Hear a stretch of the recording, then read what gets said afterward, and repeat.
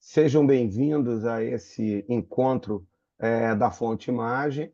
Nós vamos discutir hoje um tema extremamente atual, e vocês sabem que não existe no Brasil uma pessoa mais capacitada para falar desse assunto que o meu amigo Ilan Gottlieb. Doutor Ilan dispensa apresentações, mas como é formal, ele é doutor em cardiologia, em radiologia pela UFRJ, fez fellow cardiovascular na Hopkins e é o diretor de imagem, de radiologia e de ressonância e tomografia cardiovascular da Fonte.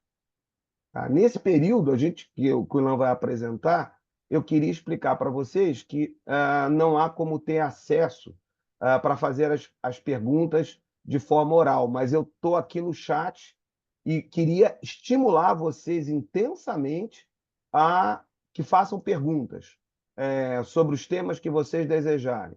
Após a apresentação do Ilan, eu vou selecionar essas perguntas e nós vamos discutir o tempo que vocês acharem necessário. Então, Ilan, seja bem-vindo, meu amigo, e a Uhum. apresentação está com você. Obrigado, boa noite a todos. Obrigado, Ronaldinho. Obrigado a todos pela presença. Eu vou compartilhar aqui a minha tela para a gente começar a aula. É, Basicamente, a ideia hoje é discutir um pouco sobre a titulação terapêutica baseada nos resultados da angiotensina coronárias. Eu acho que é uma coisa cada vez mais frequente, né, usar a angio-TC para a estratificação de risco cardiovascular dos pacientes, e a gente, às vezes, se confronta com um pouco de dúvidas, então eu resolvi trazer algumas evidências para consubstanciar a nossa decisão, né? Não é nenhum trilho onde você não pode escapar do que eu vou falar, mas é basicamente para dar uma sensação de direção. Antes de mais nada, eu queria começar com um pouquinho de epidemiologia. A gente vê, isso são dados americanos recentes, né, da diretriz de 23, a gente vê um aumento progressivo da mortalidade cardiovascular nos Estados Unidos, e isso aconteceu desde 1900 até a década de 70, mais ou menos. Aconteceu por causa da substituição das doenças cardiovasculares pelas doenças infecciosas. Então, a gente conseguiu estabilizar a doença ao longo de década de 80 até 2000. Em 2000, a gente conseguiu a façanha de diminuir essa mortalidade cardiovascular, mas a partir de 2010, a gente volta a ter um crescimento, um ressurgimento da mortalidade, das causas cardiovasculares, como a aumento, quer dizer, na verdade sempre foi a primeira causa, né, mas agora está voltando a aumentar depois de um tempo que a gente conseguiu diminuir, provavelmente porque isso reflete piora da qualidade de vida, né, obesidade, estresse, enfim, a epidemia de diabetes que a gente vive. Na história da cardiologia, assim como outras especialidades, o risco do paciente guia a intensidade do tratamento. Então, eu vou começar já a aula dizendo que não existem recomendações por diretrizes para o papel de anjo-TC como guia da prevenção primária, refletindo a ausência de trabalhos randomizados que testem essa indicação, mas também o mesmo acontece para os scores clínicos, né? A gente também não tem dados de estudos randomizados que substanciem e embasem o uso de Framingham, por exemplo, no consultório, ou Pool Cohort Equations, ou UKPDS. Inclusive, uma diretriz recente da Cochrane fala que tem incerteza sobre se as estratégias correntes de risco cardiovascular, de scores de risco cardiovascular, afetam eventos. A gente não sabe, mas a gente usa isso como guia terapêutico, porque quanto pior, quanto mais grave a doença, mais agressivo é o tratamento. Esse, esses scores, eles têm problemas principalmente porque... Espera aí só um minutinho que eu fiz besteira aqui.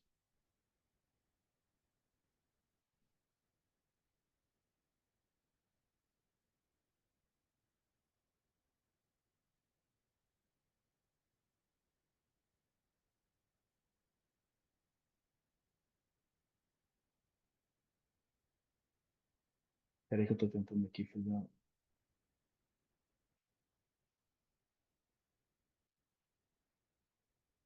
Conseguir.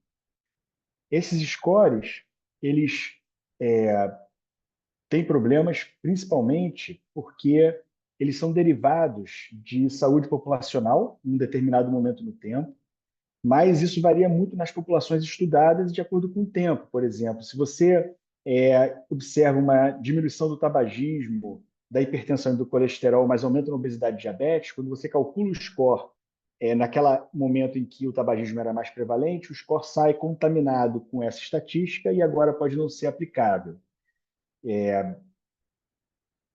Fora isso, existe um grande problema dos scores para os pacientes mais jovens, né? Então, esse estudo é super interessante de pacientes abaixo de 50 anos mostrou que no dia anterior ao infarto do paciente, as estatinas não eram recomendadas em 51% dos pacientes no score do ACC-AHA e 71% dos pacientes no score da Preventive Task Force.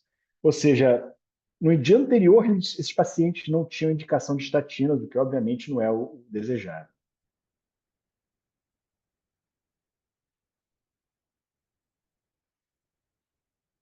Um caso clínico muito ilustrativo do que a gente vai falar daqui para frente, né? Um paciente jovem de 40 anos, tem uma angio-TC que fez por nenhuma indicação precisa, ele é um médico que teve a angio-TC disponibilizada no hospital dele e resolveu fazer para ver como é que era. Então, ele era assintomático, ele não tinha nenhum fator de risco cardiovascular definido, sabido, e a angio-TC mostrou uma lesão não calcificada, volumosa, com remodelamento positivo na DA proximal. Então, para quem não está familiarizado, aqui é o tronco, a CX está saindo aqui para o lado, e aqui é a DA proximal do paciente, com uma lesão grande, aqui, volumosa, mas não obstrutiva, nessa topografia importante. Aqui é a vista transversal dela. Esse paciente perdeu ainda mais peso, você perdeu 7 quilos, já era magro, perdeu 7 quilos, intensificou o exercício, começou a torvastatina com LDL final de 62 miligramas por decilitro naquela época, e 20 meses depois ele repetiu o exame, mostrando então uma grande redução do volume total da placa, redução do remodelamento positivo, diminuiu inclusive a estenose luminal, a gente vê que o lumen do paciente aqui da artéria está mais ampla do que no baseline, ou seja, regrediu consideravelmente doença. E a gente tem esse paciente interessante de estudar porque a gente tem um segmento dele muito longo, né? A gente tem um segmento dele agora de 19 anos de acompanhamento, mostrando progressivamente redução da doença, e agora praticamente você não vê mais aquela plaquinha na DA proximal, você vê um discreto espessamento ainda residual na DA proximal e apareceu uma pequena calcificação aqui na CX proximal. Então, o tronco DA vem para baixo, aqui tem a CX saindo para o lado, e apareceu uma discreta irregularidade na CX. Lembrando que isso é uma doença, isso é uma foto da história da vida do paciente, né? Isso é uma doença cumulativa e às vezes você pode escapar a terapia ali, mas o segredo, na verdade, a mensagem desse exame desse paciente é que você é capaz de mudar a história natural da doença se você fizer o diagnóstico. Esse aqui é um estudo clássico e bastante antigo já, eu trouxe ele para a gente lembrar da fisiopatologia da doença coronariana, né? O que esses investigadores viram eles estudaram pessoas que morreram de doença cardiovascular, né, na verdade de infarto, e outras causas. Essas outras causas aqui basicamente acidentes. E eles abriram o coração dessas pessoas e viram as aterosclerose, viram as artérias coronárias desses pacientes, desses mortos.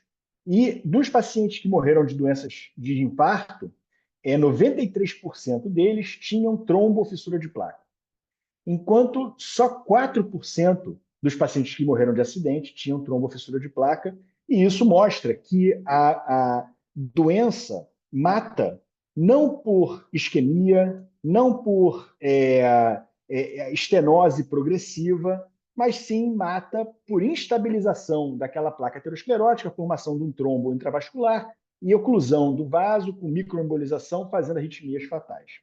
Então, aqui, a doença começa lá atrás, ela vai progredindo até haver uma instabilização de placa, que pode acontecer aqui numa hora mais estenótica, mas também pode acontecer aqui numa placa menos estenótica. Outro estudo landmark, né, outro estudo seminal, também bastante antigo, aqui com 30 anos, 10 anos depois, pegou pessoas que infartaram e foram para CAT. E esses CATs, eles viram quais eram as lesões culpadas e viram quais pacientes tinham feito um CAT anterior a esse CAT atual. E aí pegaram a lesão culpada e viram quanto de estenose tinha na placa ou na artéria que infartou. E eles viram que, primeiro aqui esse bloco aqui de baixo, eles viram que 70% das lesões culpadas pelo infarto atual não eram obstrutivas, tinham menor do que 50% de estenose. E só 14% eram obstrutivas. E isso quer dizer que as placas não obstrutivas são bastante relevantes, né, do ponto de vista clínico. Mas, quando você faz análise aqui nessa oclusão, nessas lesões que ocluíram em 5 anos, se a placa tinha 81 a 95% de estenose, a chance dela instabilizar era 24%. Quer dizer, 24% dos infartos aconteceram em lesões muito estenóticas.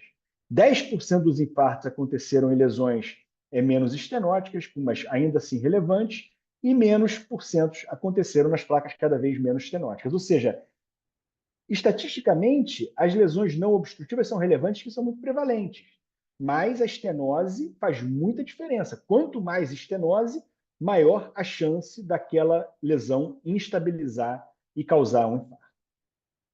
E a angio-TC consegue estratificar anatomicamente, usando só anatomia, consegue estratificar o risco do paciente muito de várias formas, né? E bastante eloquentemente. Mais um estudo muito antigo, eu estou trazendo estudos antigos só para mostrar da onde a gente veio e para onde a gente está indo, né? Então, esse é mais um estudo muito antigo, já tem 20 anos, e o desfecho aqui é morte, e você consegue estratificar a morte dos pacientes de várias formas pela angio-TC, tanto pela estenose mais grave, quanto pelo score de estenose, o SSS, maior do que 5 ou menor do que 5, ou seja, SSS menor do que 5 morre muito menos do que SSS maior do que 5. Eu vou falar sobre esse score um pouquinho mais para frente. O número de vasos acometidos também é muito fácil de você estratificar a doença. Nenhum ou um vaso, 2 vasos, 3 vasos ou tronco. E aqui o score de Duke modificado, que eu não vou entrar, mas também consegue estratificar bastante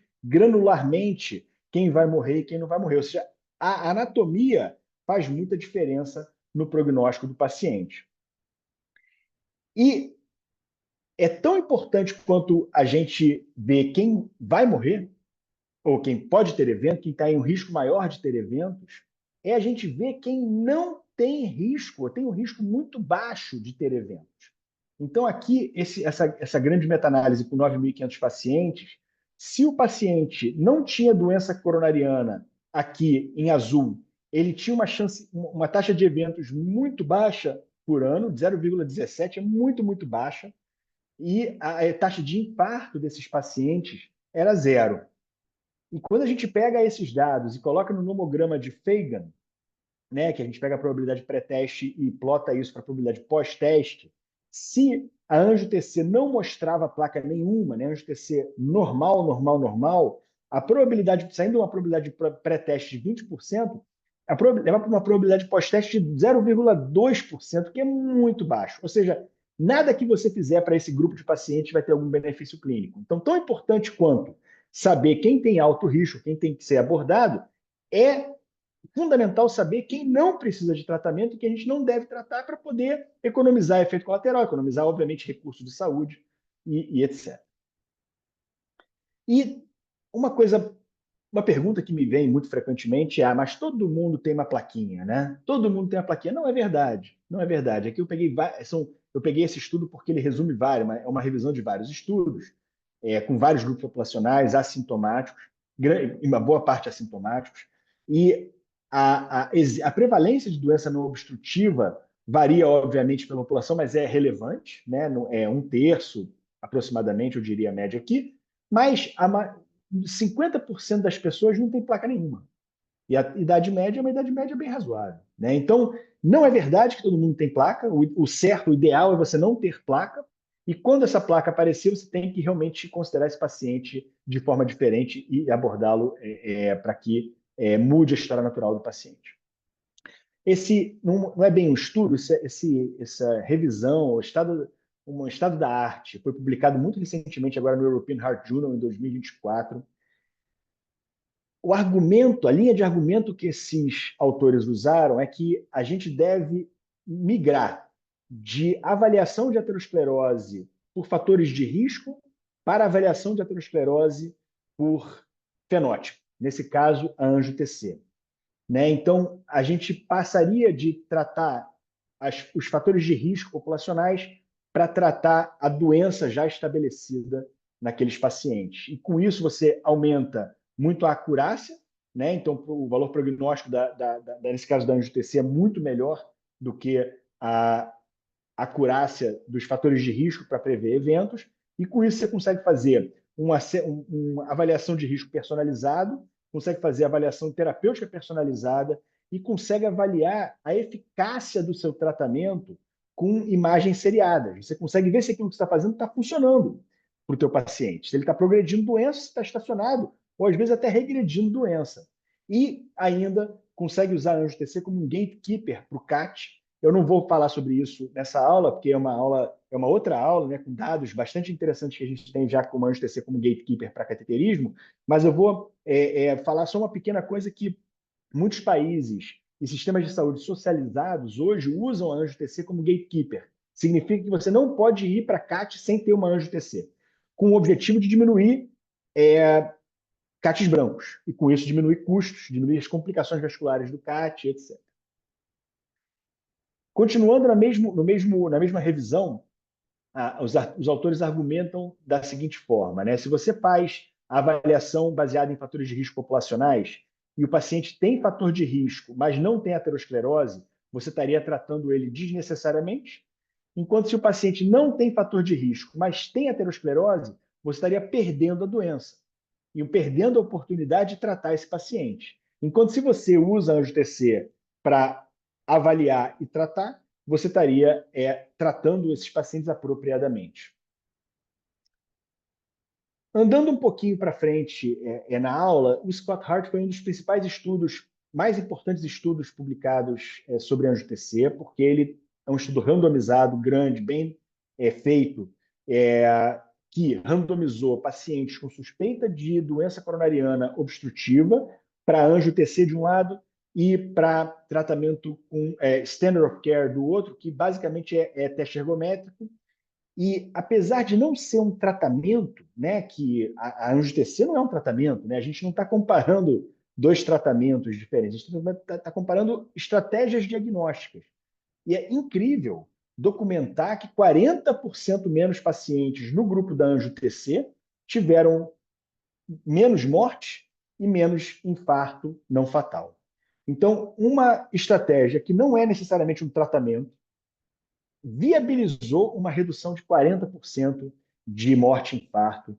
E isso é impressionante. E isso aconteceu porque o diagnóstico desse grupo da angio-TC permitiu tratamentos mais eficazes, principalmente tratamentos farmacológicos, porque a gente vê que a taxa de CAT não mudou entre os dois grupos e a taxa de revascularização de miocárdica também não mudou entre os dois grupos. Uma meta-análise de todos os estudos, os 3 estudos só, esse CAT foi muito pequenininho, né? Mas o PROMISE, que é grande, e o Scott Hart também, que é grande, uma meta-análise dos 3 estudos mostra que a estratégia de angio-TC antes de um estudo funcional para os pacientes com suspeita de doença coronariana obstrutiva reduziu a taxa de eventos combinados em 30%, na verdade, que taxa de IAM em 30%, o que é realmente surpreendente se a gente pensar que nenhum desses estudos testaram terapêutica em si. A gente não está testando aspirina contra placebo. Agora, no mundo real, é um registro, não é um estudo randomizado, mas que mostrou a mesma coisa no mundo real, num dos países nórdicos, que eles já acompanham muito de perto a saúde populacional, tudo é em grandes bancos de dados centralizados. e eles viram a mesma coisa. Se o paciente foi submetido a uma angio-TC antes ou não, em vez de um estudo funcional, uma angio-TC, eles tinham uma chance de infarto de 30% menor, enquanto em uma taxa de eventos combinados de 13% menor para eventos duros, né? Mortalidade e IAM. Coisas interessantes do Scott Hart e do PROMISE sobre DAC não obstrutiva. Né? No Scott Hart, metade dos pacientes que infartou no grupo de angio-TC só tinha doença não obstrutiva no baseline, que é incrível. E essa proporção era provavelmente ainda maior no grupo do teste ergométrico, porque o grupo do teste ergométrico não teve esse diagnóstico, né, de doença não obstrutiva, então provavelmente mais da metade desses pacientes que infartaram era doença não obstrutiva. E no estudo PROMISE, 2/3 dos eventos cardiovasculares se deram em pacientes com DAC não obstrutiva. Ou seja, mostra mais uma vez a relevância da DAC não obstrutiva no prognóstico dos pacientes e na importância clínica de diagnosticar e de abordar isso corretamente. Um caso clínico bastante corriqueiro no consultório de todo mundo, que eu tenho certeza. Um homem de 61 anos, hipertenso controlado com BRA, assintomático, tinha um colesterol limítrofe, uma glicose limítrofe, um índice de massa corpórea sobrepeso limítrofe para alto, circunferência abdominal limítrofe alta e o score de cálcio zero. Esse paciente fez uma angio-TC e ele tinha uma lesão, uma placa não calcificada. Aqui é o tronco da coronária esquerda, aqui é a DA, saindo uma diagonal, a CX está saindo aqui para cima cortada. Essa lesão aqui é uma lesão não obstrutiva, fazendo 30% a 40% de estenose no tronco e na origem da DA. E essa lesão, ela tinha no interior uma área de hipodensidade, que a gente chama de conteúdo lipídico. Né? Tem gente que chama de core necrótico, eu prefiro conteúdo lipídico. E eu quero mostrar com esse caso que hoje em dia a tendência é que a gente não considere mais colesterol normal ou anormal baseado nos limites que o laboratório dá para a gente. Aqueles limites são gaussianos, né? São limites populacionais. O colesterol normal é aquele colesterol que não gera aterogênese. O colesterol anormal é o colesterol que gera aterogênese. Então, a gente muda o mindset. Obviamente, existem colesteróis de 600, que são dislipidemias familiares, que esses são anormais independentes. Mas, a maioria dos casos, o colesterol normal e anormal é muito mais dependente se o paciente faz aterosclerose do que o valor do colesterol per se. Né? Assim, do ponto de vista cardiovascular, o mesmo se aplica à glicose e etc. E obesidade também é a mesma coisa. Né? Você mistura todo mundo junto e isso não é produtivo porque você tem que abordar quem faz heterogênese. Esse dado epidemiológico também é muito interessante. Né? Um estudo confirm, já antigo, né? Mais de quase 15 anos, de 14 mil pacientes com desfecho morte, achou disfunção do VE com o mesmo hazard ratio que doença não obstrutiva. Ou seja, a presença de disfunção do ventrículo esquerdo, que é um dos marcadores mais poderosos de prognóstico que a gente tem na cardiologia, tem o mesmo hazard ratio que doença não obstrutiva. Impressionante. Mas mais impressionante, mais importante do que isso, é ver que nesses pacientes com doença não obstrutiva, se o paciente tomava estatina, ele tinha uma chance de morrer muito menor do que os pacientes que não tomavam estatina. Então, as estatinas foram benéficas, salvaram vidas dos pacientes nesse estudo. Não é um estudo randomizado, mas é uma análise retrospectiva com scores de propensão.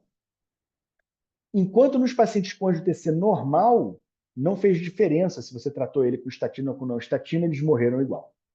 E uma coisa importante desse estudo é que a aspirina não teve diferença na mortalidade desses pacientes. Teve uma tendência, mas não foi estatisticamente significativo nos pacientes com doença não obstrutiva. Eu faço parte de um estudo multicêntrico chamado Paradigm. A gente já publicou, já está rolando há uns 10 anos, se não me engano, a gente já publicou mais de 25 a 30 estudos em revistas de alto impacto. E esse é um dos a gente contribuiu com 350 estudos. Né? Basicamente, o que a gente fez no Paradigm é o seguinte: a gente pegou pacientes que fizeram 2 angio-TCs em momentos diferentes, no mínimo 2 anos de diferença entre elas, e a gente viu as mudanças na morfologia de placa nesse período e a gente viu o que estava associado a essas mudanças de placa. Esse é um dos estudos que eu acho mais bonitos do Paradigm, acho que nem o mais citado, mas é um dos mais bonitos, a meu ver, que mostra o efeito da estatina nas placas ateroscleróticas. Né? Se a gente pega overall, né, pegando todos os pacientes, todas as placas, perdão, essa análise por placa, né? Isso aqui é mudança anual do volume da placa. Então, se a gente pega todas as placas, os pacientes sem estatinas progrediram mais do que os pacientes com estatinas, mas as placas calcificadas praticamente não mudaram no grupo sem estatinas e aumentaram no grupo com estatinas, mas as placas não calcificadas diminuíram muito no grupo com estatinas e aumentaram um pouco no grupo sem estatina. Ou seja, o que a estatina está fazendo é diminuir o volume de placa não calcificada e aumentando a calcificação dessas lesões. Isso já foi provado em outros estudos e confirmado. E a gente vê isso na prática clínica, né? A gente vê uma aceleração do score de cálcio nos pacientes tratados com estatinas. Por isso que o score de cálcio é até adequado, quer dizer, é um adequado estratificador de risco transversal, mas ele não é bom, ele não é uma boa ferramenta para a gente acompanhar os pacientes, porque você começa a tratar, o score de cálcio até acelera. Então a gente não usa isso para acompanhamento, a gente só usa isso para estratificação pontual uma vez no tempo. Algumas considerações importantes clínicas, né, com relação ao uso de estatinas em DAC não obstrutiva. Primeiro, a idade do paciente, porque faz muita diferença se você vê uma lesão de 30% numa DA proximal num paciente de 30 anos ou 40 anos e uma lesão de 30% num paciente de 75 anos. O paciente de 75 anos com uma plaquinha de 30% na DA proximal, ele não precisa necessariamente estar em estatinas, ele é um paciente que deposita pouca placa, ele é pouco heterogêneo, ele é um cara que, como isso é uma foto da vida dele, né, porque as placas são cumulativas, você vai depositando placa ao longo da vida, ele deposita pouco, ele não é uma pessoa muito heterogênea. Já um cara de 40 anos que já tem uma plaquinha no terço proximal da DA, esse cara a gente tem que tomar cuidado, é muito especial e talvez esse paciente deva ser considerado para profilaxia com medicamentosa, além de todo o resto. Né? A gente está falando nesse caso só de estatinas, mas obviamente é muito mais do que isso. A gente deve levar em conta efeitos colaterais, porque se o paciente tiver efeitos colaterais, isso diminui bastante a aderência, então pessoas com pouca doença e muito efeito colateral, eu acho que a gente não precisa necessariamente ficar apertando a mesma tecla. O nível de colesterol e de fatores de risco clínicos, obviamente, também são considerados. A gente não vê só a angio-TC como um dado isolado, ele está dentro de um contexto. E a extensão de DAC não obstrutiva é fundamental nessa decisão terapêutica. Pacientes com doença mais avançada merecem mais estatinas e mais dose de estatinas em colesterol menor final do que doenças menos avançadas. Então, o CIS e o SSS maiores do que 4, 5 ou mais, denotam doença mais avançada. Esse CIS e o SSS são dois scores que aparecem sempre nos laudos de angiotensina coronárias. O CIS é o Segment Involvement Score, que é basicamente o número de doenças, número de segmentos acometidos. É basicamente o número de segmentos coronarianos que tem pelo menos uma placa de aterosclerose. Já o SSS, ele pondera esse número de segmentos pelo grau de estenose. Então, no CIS, uma lesão de 30% tem o mesmo peso de uma lesão de 90%. No SSS, não. No SSS, uma lesão de 30% ganha 1 ponto e uma lesão de 90% ganha 3 pontos. Mas eles têm o mesmo limiar, eles têm o mesmo ponto de corte, ou seja, a gente pode usar eles de forma... Eles falam coisas diferentes, mas a gente pode usar eles de forma semelhante.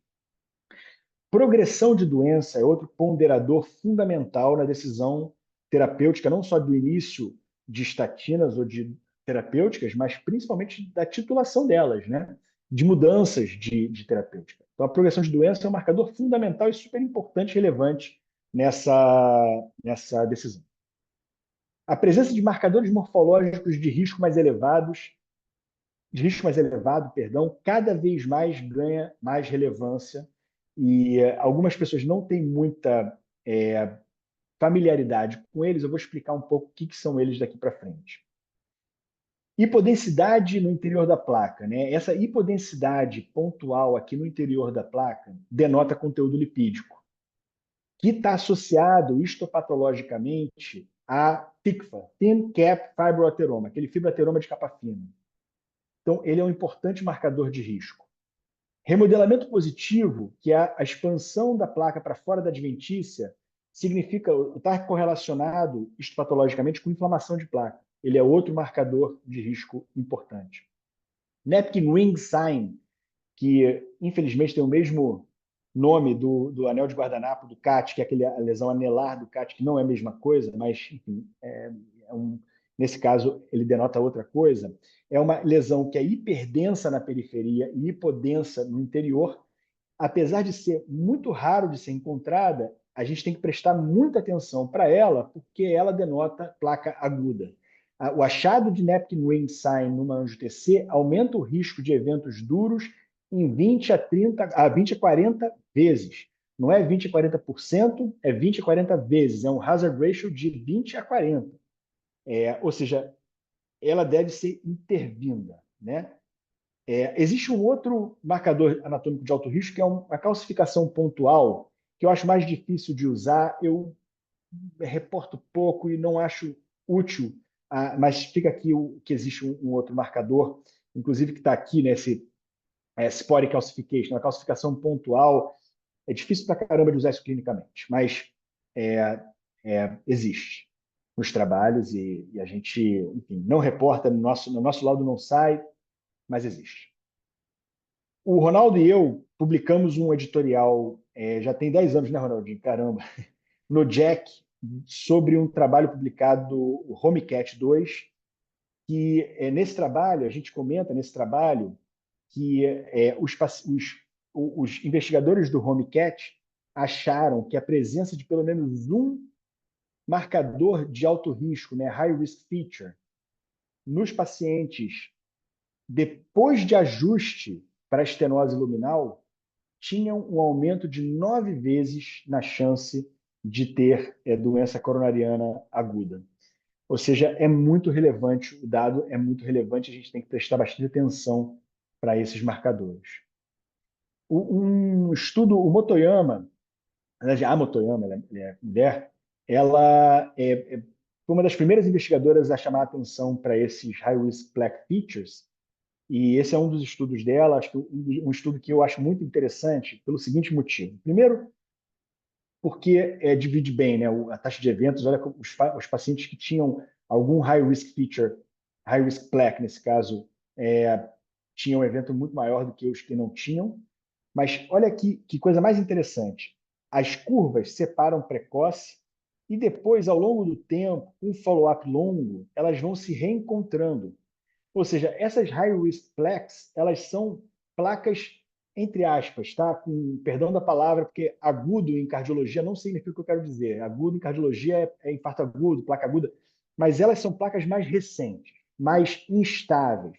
E elas, ao longo do tempo, vão estabilizando, e essas high-risk plaques vão mudando a morfologia, vão perdendo esse efeito, né, prognóstico, porque elas vão estabilizando. Então, quem não infartou, estabiliza e segue a vida como quem não tinha o high risk plaque. Então, a gente está vendo, na verdade, uma foto no futuro mediano, de 2 a 5 anos.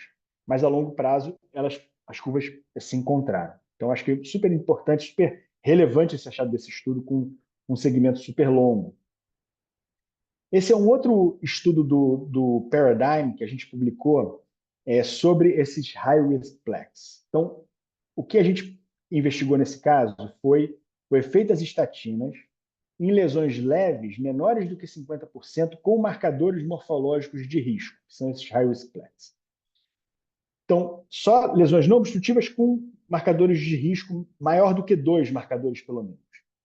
A gente mostrou que com estatinas existia 37% na redução de volume total de placa, aumento do volume do cálcio com estatinas, por aquilo que eu já falei, e olha que incrível, 90% de redução do core necrótico, né, da hipodensidade no interior da placa, do conteúdo lipídico da placa.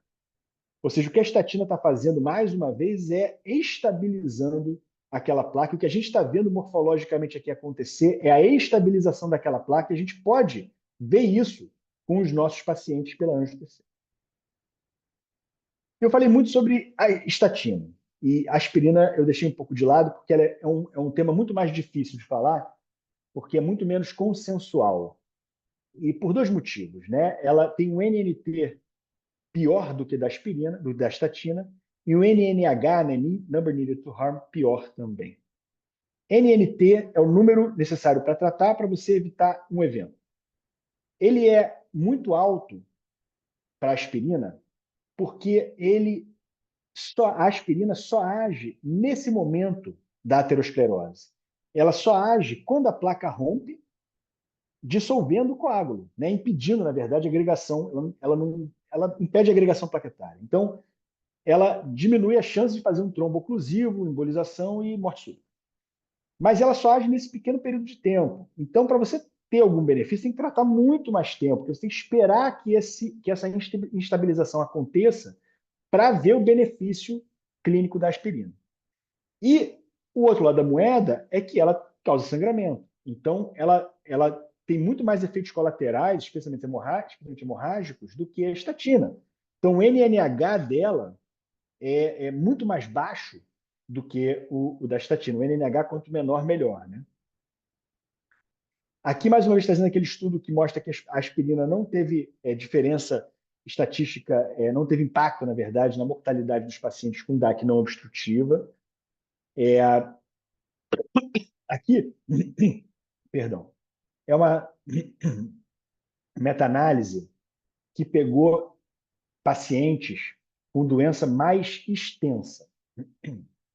Então, pacientes com 2 vasos, 3 vasos e tronco. E aqui, pacientes com 3 vasos e tronco. Isso de anjo-TC. E, mais uma vez, a gente não vê diminuição de eventos com a aspirina. Não sei direito explicar o porquê disso, mas mesmo pacientes muito graves, a gente não encontrou, nesse estudo razoavelmente grande, né, de, enfim, 800 900 pacientes, né, de 650 pacientes, redução de eventos. Mas encontrou uma grande redução de eventos em estatina, né? Ou seja, a estatina realmente faz muita diferença, a aspirina tem um papel mais controverso. Porém, uma meta-análise, uma revisão sistemática recentemente publicada no AJC esse ano, agora, em junho, analisou a aspirina para prevenção primária, baseada no score de cálcio. Tem muito mais dados de score de cálcio com aspirina do que com estatinas, perdão, com anjo-TC, porque o score de cálcio ele é muito mais usado em estudos epidemiológicos do que anjo-TC, em pacientes assintomáticos com prevenção primária. Então, o que eles viram foi que existiu benefício para o uso da aspirina em pacientes com baixo risco de sangramento, risco clínico acima de 5% e CAC, cálcio score maior do que 100.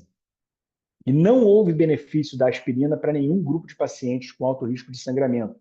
Lembrando aqui que alto risco de sangramento é não só pacientes com angiodisplasia e etc., ou com úlceras, mas pacientes que fazem também algum esporte radical, por exemplo, o ciclismo, que não é tão radical, mas anda de moto, esqui, etc. Então, tem que ser bastante pesado isso. Esse é um estudo com um resultado um pouco, quer dizer, uma apresentação mais difícil de fazer, mas eu coloquei ele porque ele é super importante e ele está muito claramente apresentado. Então, eu vou caminhar com vocês devagar para entender esse gráfico aqui. A gente vai só ver esse painel A aqui. O painel B é basicamente dividido por sexo, mas vamos ver só o A. Primeiro, a importância desse estudo é que ele é do MESA, né? Então, MESA é o principal estudo epidemiológico populacional americano de doença cardiovascular multiétnico, já teve centenas e centenas de publicação de alto impacto, ele continua até hoje. Eu até participei de um pedaço dele pequeno quando eu morava lá nos Estados Unidos. Primeiro, assim, as barras coloridas, elas denotam o NNT, o número necessário para tratar. Essas pequenas barras vermelhas são o NNH, o número necessário para harm. Então, quanto maior o NNT, melhor. É pior, né? Porque você precisa tratar mais pacientes para prevenir um evento.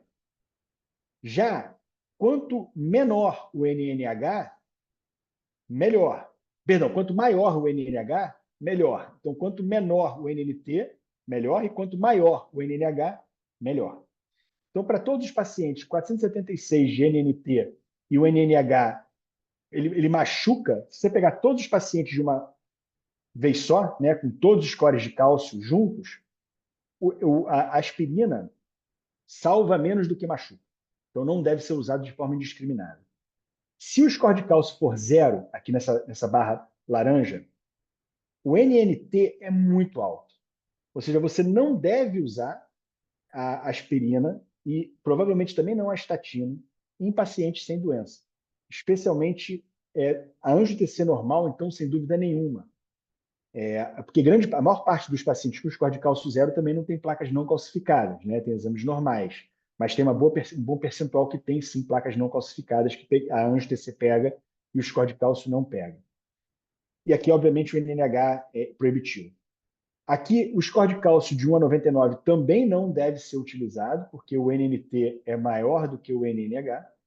E aqui é o único cenário, né? Aqui esse aqui eu já vou chegar, mas o score de cálcio maior do que 100, o NNT é de 140, ou seja, você precisa tratar 140 pacientes para prevenir um evento, que não é bastante, é muita coisa, mas o NNH é melhor do que quer dizer, eu tenho mais benefício do que malefício ao tratar esse grupo de pacientes. Aqui, o NNT é ainda menor, né, com score de cálcio maior do que 400, mas eles não tiveram N suficiente para determinar o NNH, então não tem essa barra do NNH aqui. Então, o resumo desse estudo é que provavelmente os pacientes com score de cálcio acima de 100, que não tem alto risco de sangramento, você pode pensar em tratar com aspirina. Eu queria botar agora como eu faço, não como uma forma de engessar nada, muito menos uma forma de criar uma diretriz, mas é um pouco da forma como eu penso, para vocês se inspirarem nessa forma como eu penso e ver o que cabe no dia a dia ou na clínica de vocês. Então, se o paciente tem DAC, ele tem DAC, a pergunta. Se ele não tiver DAC, sem estatinas e sem aspirinas, salvo exceções muito honrosas. Dislipidemias familiares, colesteróis muito altos, riscos clínicos altíssimos, etc. Se o paciente tem DAC não obstrutiva, e essa DAC for de baixo risco, a gente pode pensar, considerar, obviamente pela idade, etc., começar uma estatina de baixa dose. Se progredir, a gente deve, então, ir para a profilaxia secundária e considerar um LDL menor do que 50 e considerar aspirina. Eu botei essa LDL de 50 aqui sob risco, porque, obviamente, tem gente que acha que é 70, gente que acha que é 50, 40, tem gente que acha que deve ser o mais baixo possível. Eu vou deixar cada um de vocês usar, obviamente, a expertise de vocês. Eu acho que 50 é um bom ponto de corte, mas o que a gente sabe até hoje é que quanto menor, realmente melhor. Se o paciente tiver DAC não obstrutiva e tiver algum marcador de alto risco, tipo SSS ou CIS maior do que 4, tiver uma desses high risk plaque features, ou forem pacientes muito jovens, a gente deve considerar a profilaxia secundária. Para pacientes muito jovens, se tiver doença muito incipiente, talvez deva cair aqui estatina em dose baixa. E aí a gente acompanha de perto. Mas, enfim, a mensagem é clara, né? A mensagem é que se o paciente é jovem, ele é muito heterogênico, porque ele começou muito jovem, então ele deve ser tratado agressivamente, ou pelo menos acompanhado muito ativamente. E DAC obstrutiva, profilaxia secundária, isso não tem mistério, tem em várias diretrizes, já conhece essa coisa. E, obviamente, uma nota aqui, um disclosure, né, que a individualização é a marca de um bom médico. Eu não estou tentando aqui botar todo mundo na mesma trilho, mas é só tentar mostrar uma forma de raciocinar sobre o problema. Eu gosto muito desse gráfico, a gente está chegando já no final da aula, eu gosto muito desse gráfico que mostra já tem 10 anos. É a heterogênese ao longo da vida, e ele pegou estudos que interviram nessa heterogênese cada vez em estágios diferentes da doença. Então, esse Júpiter aqui ele interviu bem tarde e ele conseguiu um resultado terapêutico, mas em termos absolutos é muito pequeno. Em termos relativos é grande, mas em termos absolutos é pequeno. Já esse aqui pegou no estágio menos avançado, você consegue um resultado absoluto maior.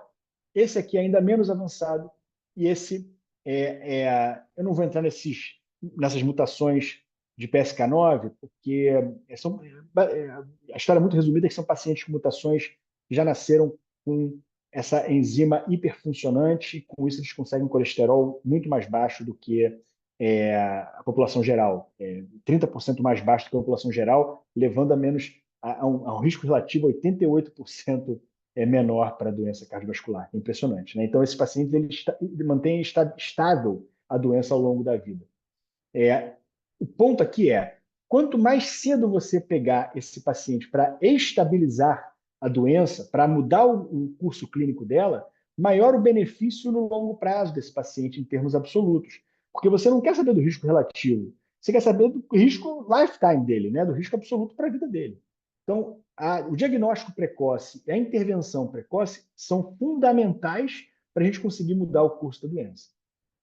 Esse paciente, por exemplo, que fez manchas coronárias aos 37 anos, ele tinha placa na DA proximal e placa aqui não calcificada no terço médio, ele fez mudanças de estilo de vida e remédios, etc., mas principalmente bastante mudança no estilo de vida. Essa placa na DA proximal praticamente calcificou toda, ela não tem mais nenhum componente não calcificado, e regrediu completamente a placa no terço médio da DA, o que é fantástico de ver, né? A gente mudou a história natural desse paciente precocemente.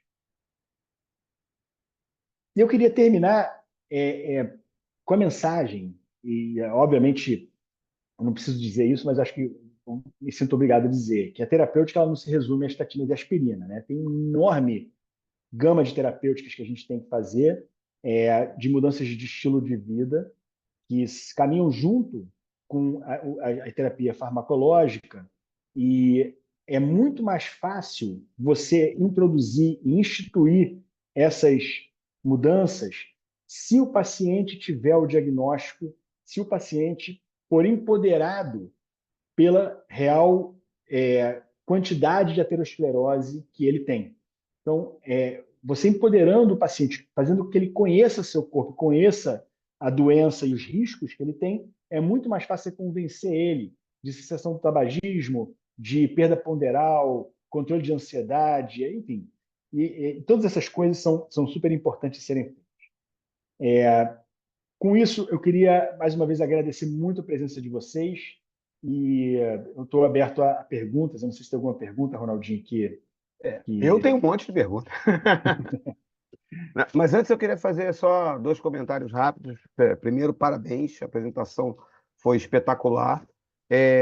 Queria fazer um comentário em relação aos artigos que você mostrou no início sobre placa, quer dizer, tamanho de placa e paciente infartado, quer dizer, a dificuldade de fazer esses estudos são gigantescas, mas o que a gente vê claramente é que nos estudos que analisaram os pacientes que tinham infartado e que tinham uma avaliação para. Quanto mais próximo do evento, quanto mais próximo que o evento ocorria, maior era a média do percentual dos pacientes Sim. infartados. Então, o que provavelmente acontece é que esses pacientes realmente, 6, 8 meses, ele tem uma lesão de 30%, mas no mês antes do infarto ele já tinha uma lesão de 70%. Quer dizer, então essa coisa vai piorando mesmo. Queria que você comentasse o caso que você mostrou de cara, assim, inicialmente, do nosso querido amigo, por que esse cara não calcificou aquela placa? Né? Porque exatamente o que você comentou mais na frente, né? Quer dizer, o papel da estatina, não sei o quê, deveria ter feito aquela placa e calcificado. Ótima pergunta. A gente não sabe direito o que faz a placa cicatrizar em cálcio ou regredir sem cicatrização. Isso. A gente não sabe exatamente. O que a gente sabe é que é melhor regredir sem cicatrização. Né? Claro. A placa que enxuga e não deixa marca, não deixa cicatriz no vaso é melhor do que aquela. Parece ser melhor, na verdade, não tem estudos muito definitivos sobre isso, mas parece ser melhor do que deixar uma calcificação, porque a calcificação pode erodir. Né? Existe uma entidade de fisiopatológica de erosão de placa, não estabilização, mas de erosão de placa, que pode acontecer principalmente naquelas placas calcificadas. É, mas eu não sei explicar por que, Sim. que uma parte das pessoas caminha para um lado e outra parte para o outro. A minha Uhum. impressão é que quanto mais recente é a placa, mais lipídica, mais inflamada, quando você trata ela agressivamente, ela enxuga toda, sem cicatrizar. Quando a placa já tem um componente fibrótico já bastante envolvido e já tem um componente mais antigo, isso tende mais a calcificar. Exato. Então, a minha impressão é essa. Naquele gráfico nesse esquema que você mostrou no final, você fez uma ressalva que eu acho muito importante. Eu acho muito interessante você pensar na angiotomografia para decidir titular o tratamento de estatina. Mas eu acho perigoso em determinadas situações, como você ressaltou. Por exemplo, hoje em dia a gente sabe que existe a questão de carga lipidêmica por tempo. Então, você pegar um cara que tem hipercolesterolemia familiar, que você faz uma angio-CT e dá normal, mas esse cara tem 40 anos e ele tem essa doença ele já tem isso desde os 20 anos, eu acho que você não pode perder tempo para começar a tratar esse cara. Então, eu acho que ali, essas exceções que você colocou, eu acho que é fundamental. Num cara que tem o colesterol, quer dizer, também não acredito mais em colesterol normal. A gente vê o tempo todo, na prática, paciente com LDL de 90 a 100, cheio de placa, então também não Então, acredito mais nisso. Mas acho que no indivíduo que tem um LDL de 300, independente do que der na angiotensina, eu acho que esse cara tem que tratar, e tem que tratar intensamente. eu devia ter feito essa ressalva um pouquinho mais enfaticamente, mas é que a grande maioria dos colesteróis altos são tratados não são de lipidemias familiares. Não, A claro, de, claro que lipid... não. a de lipidemia familiar realmente deve ser tratada, até porque, especialmente aquelas lipidemias que cursam com aterosclerose, né? Se o pai e mãe etc., cursaram com aterosclerose, você não quer perder tempo, e inclusive hoje em dia tem evidência para tratar isso na infância, né? Mas a maior parte não é isso, a maior parte são aqueles colesteróis, aquele LDL de 150, Isso. de 120, que a pessoa começa a tratar, e aí até, honestamente, até 200 de LDL eu ficaria muito receoso de tratar sem evidência de aterosclerose nenhuma, não na Sim, carótida, na coronária e etc. Eu também não falei de carótida, né? Eu acho que carótida sim, também é importante estratificar, porque às vezes você não faz aterosclerose coronariana, mas faz carotídea. sim. Então, Pô, eu acho também importante é. a gente falar aterosclerose ampla, né? Não é só aterosclerose coronariana. Gustavinho está aqui, e Gustavinho fez algumas perguntas. Primeiro, ele mandou você botar e parar de ser pão duro e botar 1 GB na tua internet para parar de travar. Tá travando? Para mim, não travou minuto nenhum, mas se for o comentário dele, eu estou aqui só transmitindo. Mas a pergunta dele é o seguinte: caso você tenha detectado uma placa, tá? Na doença não obstrutiva, de quanto em quanto tempo você acha que esse controle tem que ser feito? E qual variável que você leva em consideração para decidir esse tempo? Pô, essa é uma ótima pergunta. A resposta não é definitiva, tá? Mas eu vou dar a minha impressão e acho que vai funcionar bem. Quanto mais grave, na verdade, não. Quanto mais chance de regressão tem a doença, mais precoce tem que ser esse acompanhamento. Então, vou pegar dois casos para ser bem emblemático, né? Um caso de um paciente de 45 anos que tem uma lesão, aquele caso, na verdade, de 40 anos que tinha uma lesão volumosa na DA proximal, não obstrutiva, não calcificada, volumosa na DA proximal. Esse cara tem que acompanhar muito de perto. Não é uma lesão não obstrutiva de 30% a 40%, mas é uma lesão relevante num cara Uhum, jovem e que eu quero saber se aquela terapia que eu estou fazendo está realmente fazendo efeito ou não fazendo efeito, e eu vou conseguir aferir isso, porque aquela lesão é tão gorda, tão volumosa, que eu consigo ver com facilidade diferença de volume e regressão de placa. perfeito. Então, eu diria aqui 2 anos. Não tem, as diretrizes são contra o que eu estou falando. Não tem nada Claro, estabelecido. claro, claro. Mas Isso isso não é a é minha questão impressão nenhuma. clínica. Né? Claro. Então, eu diria 2 anos. Já É, hum, pega um outro paciente de 60 anos que tem uma lesão calcificada de 30% a 40% na DA proximal, eu não veria esse paciente de novo em 2 anos. Eu acho que 4, 5 anos é um bom valor, um bom intervalo. Então depende bastante da lesão. Se o paciente tem uma morfologia de alto risco, eu quero ver ele antes, eu quero ver ele em 2 anos.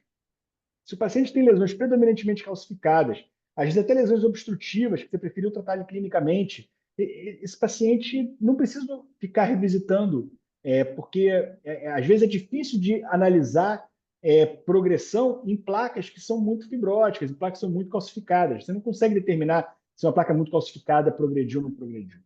Então, eu acho que é muito individualizado. Eu faço muita conversa com os médicos para poder tentar achar um período ideal. Tem uma pergunta aqui da Gisele, é, paciente de 47 anos, médico, atleta competitivo triatlo, tem uma lesão obstrutiva em DA proximal, placa mista confirmada pelo CAT, assintomático, inclusive senti-lo sem isquemia, começando o tratamento clínico otimizado, não quer parar de competir. Vale a pena tratamento invasivo? Foge um pouquinho o escopo dessa aula, né? Isso aqui, a única coisa que eu Exatamente. responder aqui, Vamos fazer o seguinte, Gisele, vamos deixar isso para uma outra aula, porque eu aí vai posso dar ser. opinião. A gente vai ficar 2 horas aqui discutindo isso e não tem essa resposta. Quer dizer, quer dizer, quanto tempo essa lesão, essa placa mista, de quanto tem várias coisas aí, e não tem resposta, né? Não tem Aqui, resposta.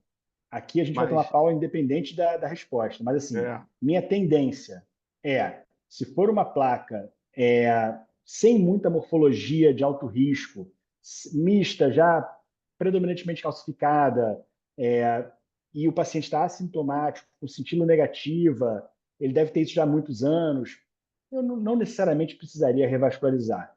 Só não me pergunte em que estudo estou me baseando. exato. Né? A gente não Só tem, lembrar infelizmente. por exemplo, aquele slide do artigo da gente, que é uma coisa daquele editorial que é super bacana, mesmo no maior marcador com especificidade para prever evento, que é o do anel de guardanapo, 2/3 dos pacientes não aconteceu nada. Um Exato. terço teve infarto. Então, o que fazer com esses casos? A gente teve a oportunidade de ver hoje um caso de assim impressionante, uma mulher, um É. paciente sexo feminino que há 12 dias atrás ela fez uma angiotensina com ILAM de 50, com uma lesão de 60%, muito feia, sem calcificação, essa mulher infartou no meio do caminho e a gente viu que hoje ela fez uma cintila comigo e ela teve um infarto nessa parede inferior. Sem, na, Assintomático. sem, sem nada. E aí? O que ele tinha que ter feito? Ter pego essa paciente no dia e ter É. internado? Não, é difícil pra caramba. Tem uma Doença pergunta aqui, coronariana Ilan, é por difícil. causa do horário, vamos tentar pegar aqui mais uma pergunta da Thaís. Na prática do dia a dia, você descreve CIS, SSS e HRP no laudo para ajudar o clínico a pensar dessa forma? Sim, sim. Sim. Sim. Como eu faço, né? O CIS e o SSS está sempre no laudo, no final. Eu descrevo a característica da placa no corpo do laudo, sempre. Mas eu não, acho que não sei se nunca, mas quase nunca eu coloco na conclusão placa de alto risco. Porque isso eu acho que eu estou empurrando o clínico a fazer uma coisa que às vezes ele não quer fazer e não precisa fazer. Então eu não coloco essa terminologia de alto risco para não guiar demais o clínico, para não forçar a mão de ninguém. Mas a descrição está sempre lá no corpo do laudo. Uma coisa que a gente não usa, por exemplo, é existe um score que tem o BIRADS, o PIRADS e tem o CAD-RADS, né, que é o CAD, que é o Coronary Artery Disease RADS, que algumas pessoas colocam no laudo. Eu, particularmente, acho ele tão ruim e tão descasado com o que a gente deve fazer com aquela paciente que eu não coloco. Eu acho um desserviço e não coloco, mas tem gente que coloca. Eu não coloco. Quer dizer, eu não estou passando aqui para você, mas todo mundo elogiando demais a aula, e por causa do adiantado do horário, tem uma pergunta aqui que eu acho excelente, que é o que todo mundo pensa, que foi também do Gustavinho. Em 2024, ainda tem sentido pedir score de cálcio? Olha, tem. O score de cálcio é o seguinte, ele é pior do que o anjo-TC, sem dúvida nenhuma, né? Pior para o paciente, ele é pior no acompanhamento de doença, ele é pior, mas ele é muito mais barato e ele também é eficaz. Não é tão quanto, mas é eficaz. Então, eu costumo responder assim, do ponto de vista do ministro da Saúde, eu adoro o score de cálcio. Do ponto de vista do médico assistente na frente do paciente, eu prefiro muito mais a anjo-TC. E você vê que no mundo inteiro a anjo-TC está sendo cada vez mais usada para a estratificação de risco e não o score de cálcio. Mas o score de cálcio tem uma função fundamental, especialmente de saúde pública, especialmente de saúde populacional. Mas ele é falho. Ele tem duas falhas. Primeiro, ele não é tão acurado quanto o anjo-TC, né, para eventos, para predição de eventos. Mas eu acho que a principal falha dele não é essa. A principal falha dele é que ele não pega doença incipiente, não calcificada, e a gente não pode acompanhar a doença com score de cálcio. Então, é um dado que você pega e depois você não consegue mais acompanhar. E eu acho que o acompanhamento de doença é um dado fundamental para os pacientes. Entendeu? Saber se aquela terapêutica que você está instituindo é eficaz é muito importante, né, na decisão terapêutica que você está fazendo, do paciente, para empoderar o paciente em mudanças de estilo de vida, etc. Olha só, você não está funcionando, está progredindo. O score de cálcio não permite isso. Eu acho que uma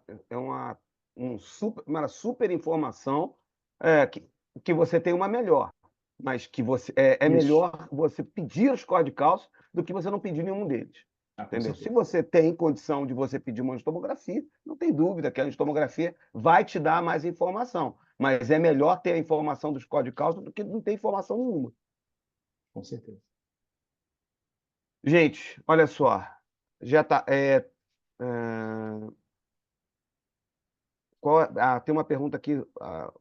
Tem que parar, que senão não vai acabar, cara. Qual a justificativa para não fazermos anjo-TC como estratificação de risco em assintomáticos, uma vez que ele é o único exame que identifica precocemente a principal causa de morte, né, no mundo? Pô, ótima pergunta. Ótimo.